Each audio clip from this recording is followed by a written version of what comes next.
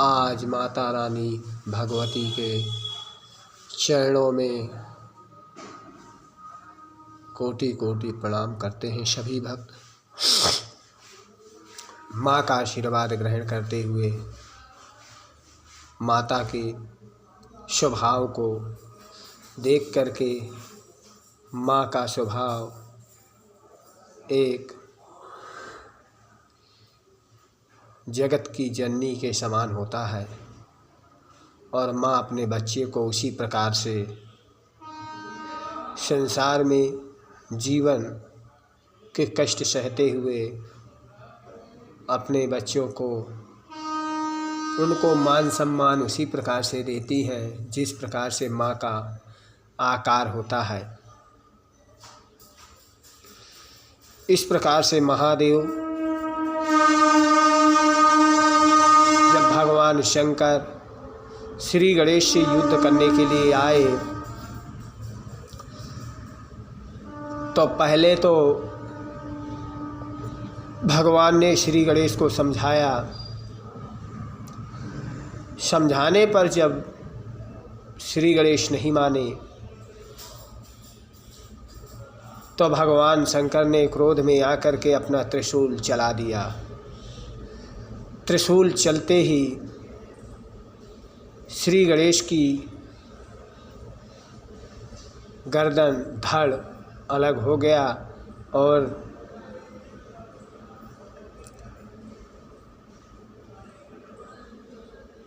इधर श्री गणेश का सर बाजू में ही पड़ा हुआ था और भगवान शंकर वहाँ से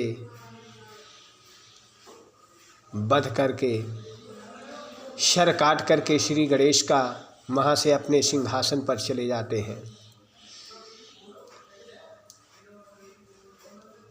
जब सिंहासन पर जाते हैं तो भगवान शंकर उधर माता पार्वती स्नान कर करके आती हैं तो देखती हैं कि मेरा पुत्र जीवित नहीं है, उसकी मृत्यु हो चुकी है। तो उन्हें क्रोध आया। अक्रोध आकर के जितने भी देवी देवता वहाँ खड़े हुए थे, माता पार्वती उनसे पूछती हैं कि मेरे पुत्र का वध किसने किया है। यह बात बताने के लिए कोई भी नहीं बताना चाहता है, क्योंकि जब भगवान शंकर ने स्वयं वध किया हुआ है तो किसकी बताने की हिम्मत करेगी। जब माता पार्वती ने बार बार पूछा और किसी ने भी नहीं बताया तो माता पार्वती को क्रोध आया और माता ने कहा कि जिसने भी ये दुस्साहस किया है वह मेरे पुत्र को पुनर्जीवित करे, नहीं तो मैं पूरे पृथ्वी लोक तीनों लोकों में तांडव मचा दूंगी। माता का क्रोध देख करके पहले तो नंदी भगते हुए भगवान शंकर के पास गए और नंदी वहाँ से भगवान शंकर को मनाने की कोशिश किया, मगर भगवान शंकर समाधि से बाहर नहीं आए। जब भगवान नारायण और ब्रह्मा जी माता के क्रोध को देख करके भगवान शंकर के पास गए और उन्हें मनाया, तब भगवान शंकर ने कहा कि उत्तर दिशा में जा कर के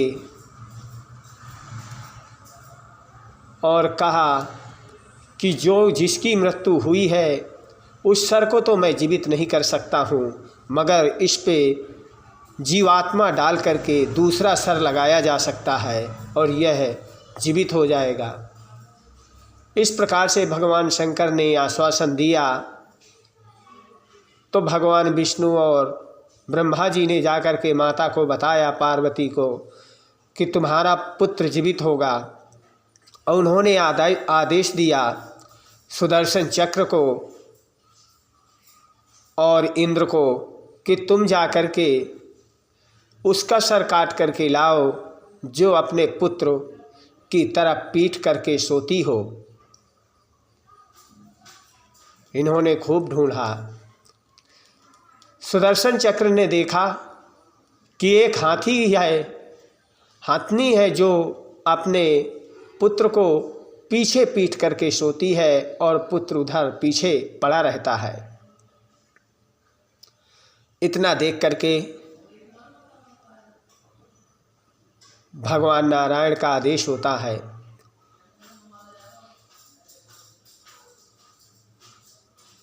इधर मादा का क्रोध जगता चला गया और माता ने अपने 9 रूप धारण कर लिए प्रलय मचाने के लिए। इस प्रकार से आज दिन शुक्रवार, तिथि दशमी, रात्रि को 10:30 तक रहेगी। इसके बाद एकादशी प्रवेश करेगी। अब हम दुर्गा भागवत का पाठ करेंगे।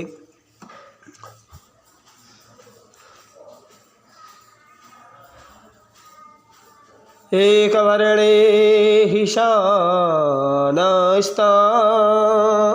श्रदश्यते चैव तो मधुकैटभो दुरात्मानां क्रांतिवीरो पराक्रमो।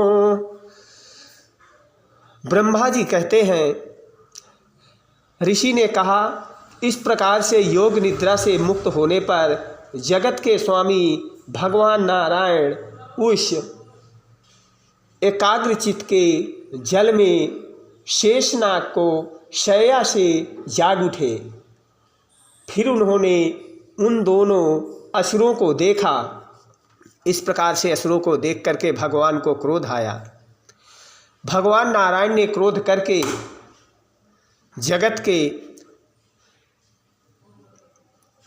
पिता भगवान ब्रह्मा को आदेश दिया कि तुम्हारी रक्षा करने का मेरा दायित्व है और मैं तुम्हारी रक्षा करूंगा, इसमें चिंता करने की कोई बात नहीं है।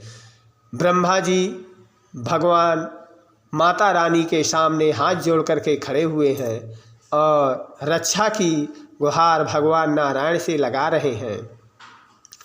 इस प्रकार से सभी ऋषियों ने ब्रह्मा जी के सामने कोटि कोटि नमन किया। बोल सच्चे दरबार की जय। जय माता दी।